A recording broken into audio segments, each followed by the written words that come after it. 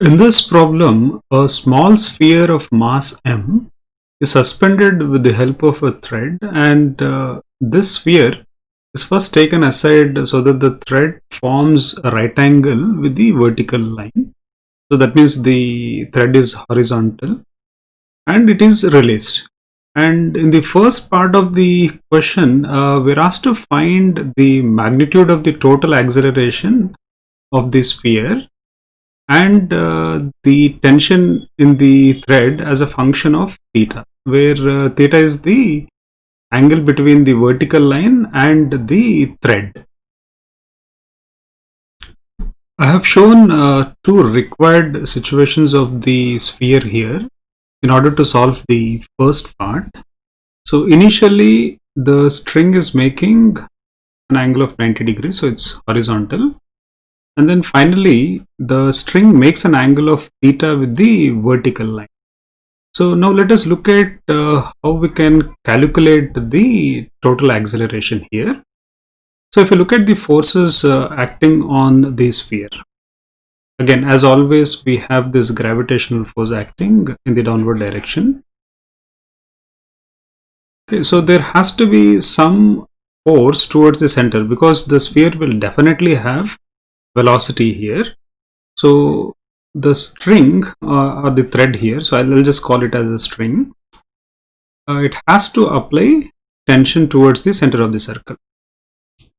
Now if I resolve the gravitational force along the radial line as well as the tangential line, say if this angle is theta, so this is the corresponding angle, so this will be theta as well. So once I break this into two components, the radial component will be mg cos theta and the tangential component here is mg sin theta. Okay, so along the tangent we just have one force here. So maybe we can first get the tangential acceleration. So let's say along the tangent,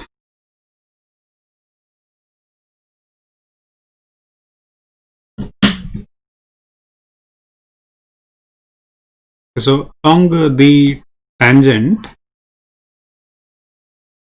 if we look at the net force, so I'll just call that as the tangential force, which is mg sin theta. So if I divide this force by mass, I should get the tangential acceleration, which is g sin theta. Now, the net force towards the center of the circle would provide the necessary centripetal force. So since initially we are just worried about the centripetal acceleration, so there will be centripetal acceleration towards the center c, and then we have this tangential acceleration at, which we already found. Now towards the center of the circle,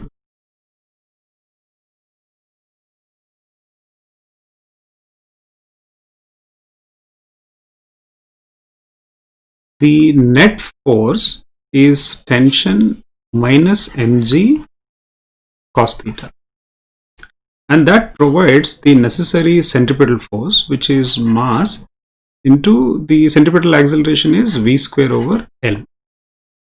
Now the right hand side, v square over L is the centripetal acceleration. So now how do we get the value of the velocity? Now in order to get the value of velocity, so if I look at the initial and final conditions, or let's say throughout the motion, if you see, we already know gravitational force is a conservative force. Okay, so whatever force that the string applies, it is always at right angles to the displacement of the sphere. So the tension in the string is not going to do any work. So essentially, even though we have forces acting on the sphere, there is no loss in the mechanical energy. So what we can do is, to get the value of the velocity, we can use energy conservation here. So between the initial and final situations, if I say the gravitational potential energy lost is what is giving the kinetic energy. So we can equate it to the gain in kinetic energy. Okay, so now what is the height drop here? So if you look at the initial horizontal line, and then let's say if I draw a horizontal line, so this should be the drop in the height for the sphere. So which is clearly L cos theta. So the loss in gravitational potential energy here is mg L cos theta. And then if v is the velocity of the sphere, the gain in kinetic energy will be half mv square, because initially there was no velocity. So from here we get v square over L, which is the centripetal acceleration, as 2g cos theta. Okay. Now you can clearly see here that the centripetal acceleration is towards the center of the circle, so it is along the radial line. The tangential acceleration, obviously it is along the tangent, so the angle between these two vectors is clearly 90 degrees. So to get the total acceleration or the net acceleration at this position, we just have to use the Pythagoras theorem here. So square root of AC square plus AT square. So we substitute these here. I have 2g cos theta whole square plus g sin theta whole square. So I think sin square theta plus cos square theta, if you take it as 1, I think we should get the net acceleration as g multiplied by 1 plus 3 cos square. And in the first part we are also asked the value of the tension. So now that we have v square over L, which is 2g cos theta, so we can substitute here to get the value of the tension in the string.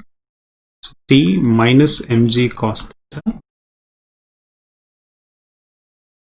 is m multiplied by 2g cos theta. So the tension in the string is 3 mg cos theta.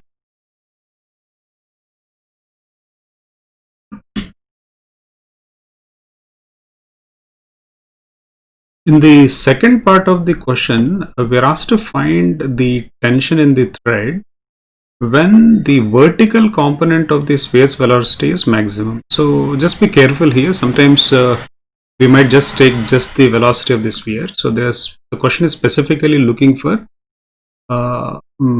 vertical component of the velocity should be maximum. So we already have velocity as a function of angle made with the vertical line. So here if I take v square over L is 2g cos theta, so the velocity we have.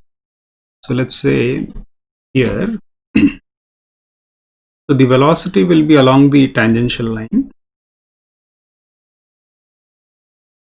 So this velocity is square root of 2gl. So the velocity is 2gl cos theta. Now, so we want the velocity along the vertical line. So if I draw a line parallel to the vertical line, okay, so if this angle is theta, so this angle is theta as well, and then this is 90 minus theta. So if I take a component along the vertical line, so let's say that is Vy. So we need Vy. So Vy is V cos of 90 minus theta, so which is sin theta. So Vy is square root of 2gl cos theta multiplied by sin theta. So this we need to maximize. So we have vertical velocity as a function of the angle, so we need to maximize this. So here, if I square on both sides, so instead of maximizing Vy, I'll try to maximize Vy square. So in either case, I'll get the maximum velocity of Vy. So here, I'll get 2gl cos theta into sine square theta, which can be written as 2gl. So sine square theta, I will write it as 1 minus cos square theta. So I'll have cos theta minus cos cube theta.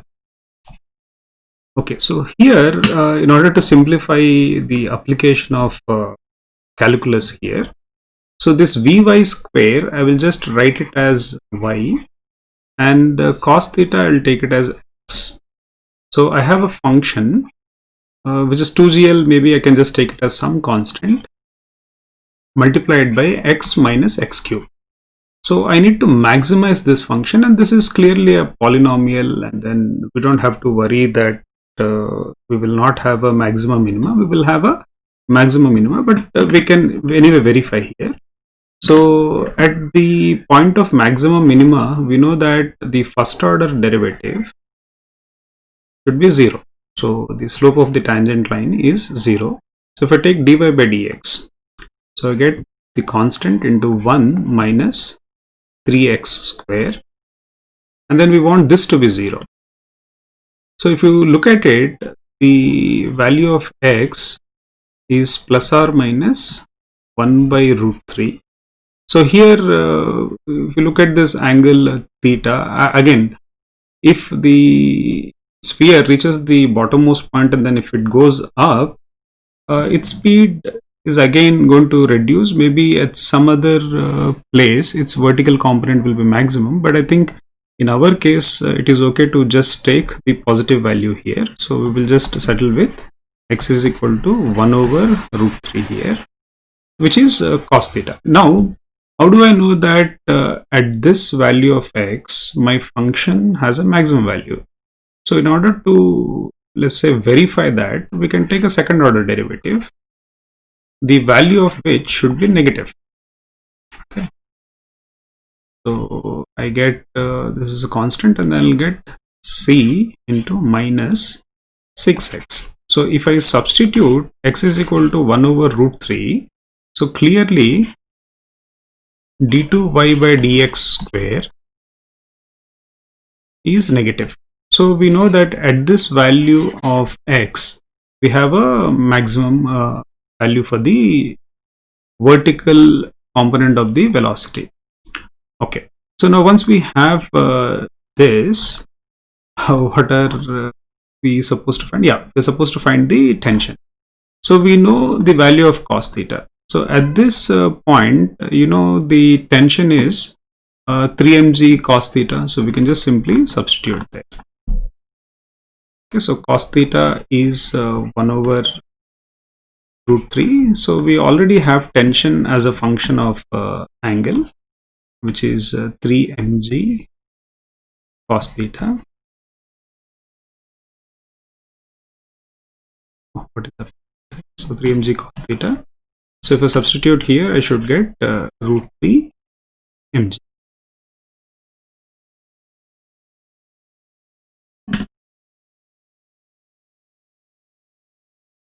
Okay, so in the last part of the question, we are asked to find the angle between the thread and the vertical line at the moment when the total acceleration vector of the sphere is directed horizontally.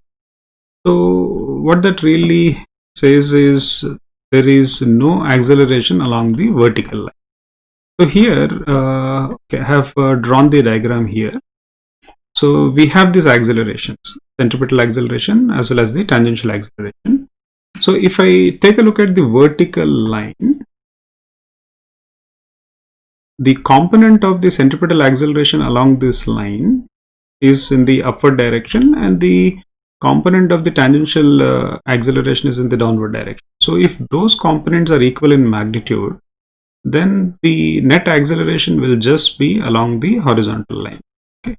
So if I take those components, so I need AC So this is 90 minus theta. So sine of 90 minus theta must be equal to 80 sine theta. So just substitute the values here. So I have 2g cos theta, and then sine 90 minus theta is cos theta. So I have cos square theta. So this is equal to g sine theta into sine theta. So that is sine square theta. So we have tan theta as root 2. So we can leave it as it is, or if you want to write in terms of cos theta, we could, let's say, take a tiny right triangle. This is theta. So this side I can take it as root 2, and this is 1. Again, it's not drawn to scale, so this would be root 3.